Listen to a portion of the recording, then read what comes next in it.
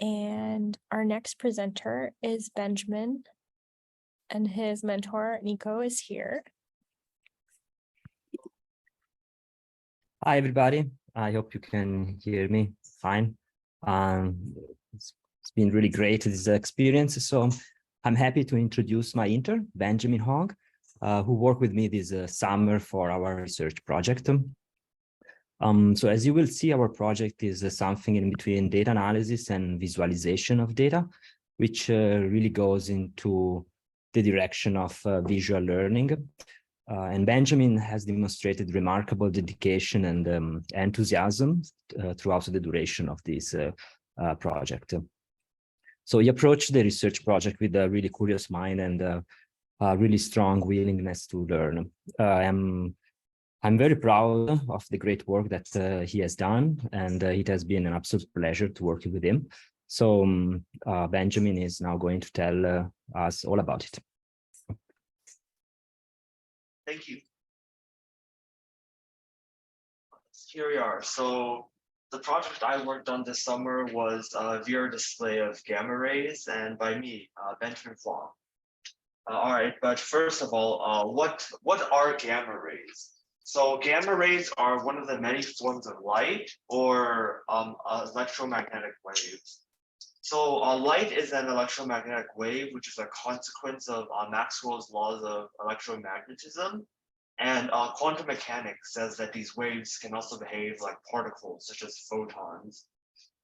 And here we can see a short diagram of the wavelengths of the wave. You see, in the visible light, we have this narrow range of around 1 millionth of a meter in wavelength.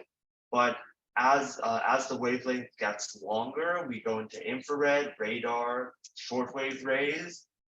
And these rays have lower energies than visible light. And as we get into smaller wavelengths, we get the ultraviolet, X-ray, and gamma rays. Now, gamma rays have the most energy of any light wave. And this is what we're going to be investigating. So where are these gamma rays coming from? So gamma rays can come from a variety of processes. One of them is the radioactive decay of the nucleus. Basically, during this gamma decay, energy strikes the nucleus and it goes into an excited state. And then once it goes back to its grounding state, it will release a gamma ray. Now, the one we're interested in is synchrotron radiation. Synchrotron radiation produces much higher energy gamma rays. Much higher energy gamma rays than the nucleus decay. And how synchrotron radiation work is electrons are accelerated in a magnetic field in a circular path. And as they're going the circular path, they're going to emit gamma rays. And these and synchrotron radiation can be seen in some of the hottest objects in our universe, such as supernovas, pulsars, and accretion disks. In the next slide, I'll have a brief schematic of how these gamma rays are produced. We have an energy source, such as a black hole or a shock mechanism, plus acceleration, such as a supernova collision or a particle acceleration, plus this gamma ray production mechanism. As you can see here, there's 2 electrons. And now to detect them on Earth, we need to subtract the foreground absorption, because gamma rays, if there is foreground absorption, what this basically is the gamma ray will hit other particles, and then the gamma ray will lose energy and become like, as you can as an X-ray or a beta ray. So we need there to be a lack of foreground absorption, and then only then can we detect these high energy gamma rays on Earth. In the next slide, we can see 2 ways gamma rays are produced, as I said. This one's a supernova, and this one is an accretion disk. In the center, that's a black hole. So as matter falls towards the accretion disk, it will speed and heat up. And as I said, electrons going in a magnetic field in a circle, and it will emit gamma rays. And this And this black hole, this accretion disk, will emit gamma rays outward. Same with the supernova. The ejection from the jets also has a lot of energy, and it will also create gamma rays. So I'm just gonna go over a quick project overview. So what we wanted to do is we wanted to visualize these gamma ray emissions in the Milky Way, and we want to see like what parts are brighter, what parts are not, and what cycles, if there are any. And I also thought this project would help build mental models and help us better understand the universe by we can visualize it and we can see what's going on in the universe. So now the methods I used is the data we got was from the Fermi Gamma Ray Space Telescope, which is where a lot of the gamma ray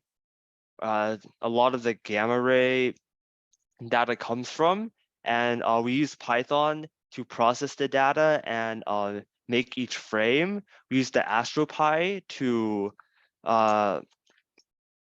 basically, what's the word, to use the data to process the data. We use matplotlib to graph the data, and we use Fermi tools and we use Fermi tools, NumPy and SciPy just as like helper methods. And to combine the frames and make into a VR video, I used Adobe Premiere Pro.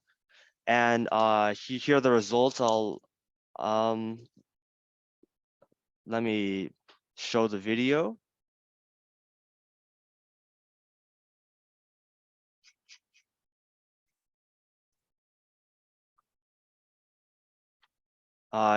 Here we are. You can see the video. You can look around and you can see the universe around you. I'll just watch this for a bit.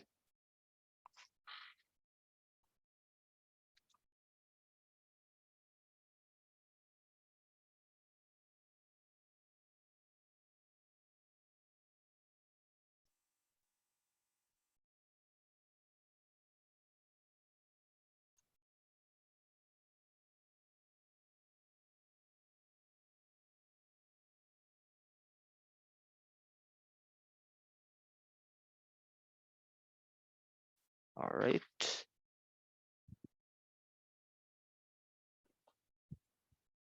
So here's some of the conclusions. Did you guys see the object that was moving across the sky that kept moving across the sky? That was the sun, and it was moving relative to our reference frame. And all the blinking objects in the background, you saw a lot of that.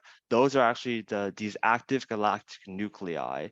And the glow just across the galactic plane, it's illuminated by cosmic rays. And in the middle, where you see there's a dot where there's a spot where all the objects coalesce together. That is Sagittarius A. That's the supermassive black hole at the center of our universe. And as we said, the black hole's accretion disk will emit a lot of gamma rays, so that's why it's so bright in the middle there.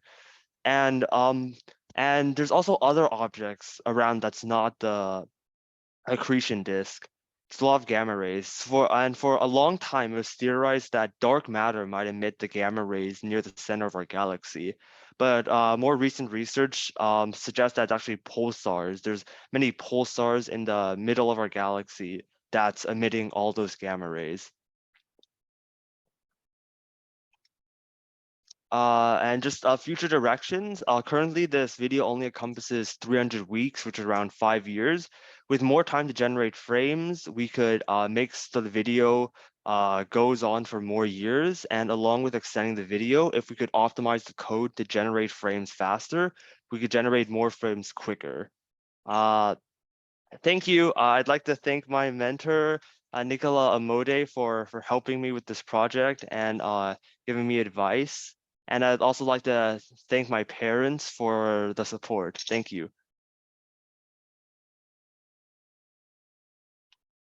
All right, thanks, Benjamin. Let's give a round of applause for his work this summer.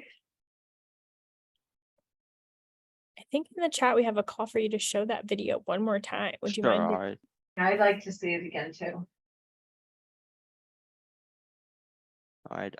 But the galactic center is at the middle? Yeah, that's Okay. Sagittarius A. Is there any other questions?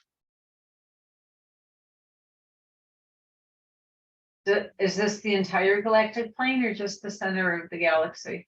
It's not the entire. This is just the Milky Way, mostly. Because if you go normally in this kind of projection, if you go all the way to the right, you'd see the Crab and Dominga. But it looks like you're not going that far. Maybe that was one of them over there. Might be. Yeah, those are the Yeah. Crab and Dominga.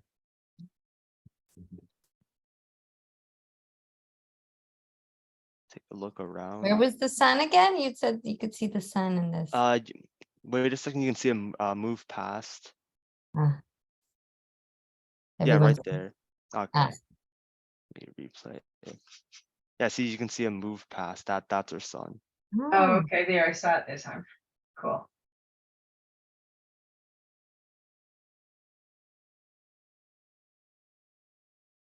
You're so insignificant.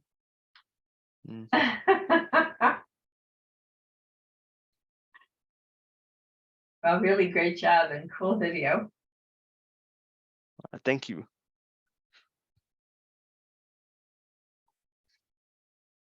Oh, Laura's making physics jokes in the chat.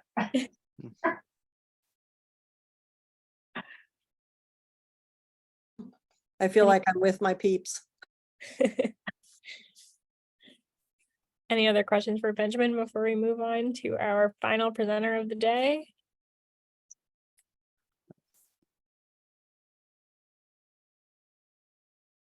Alrighty.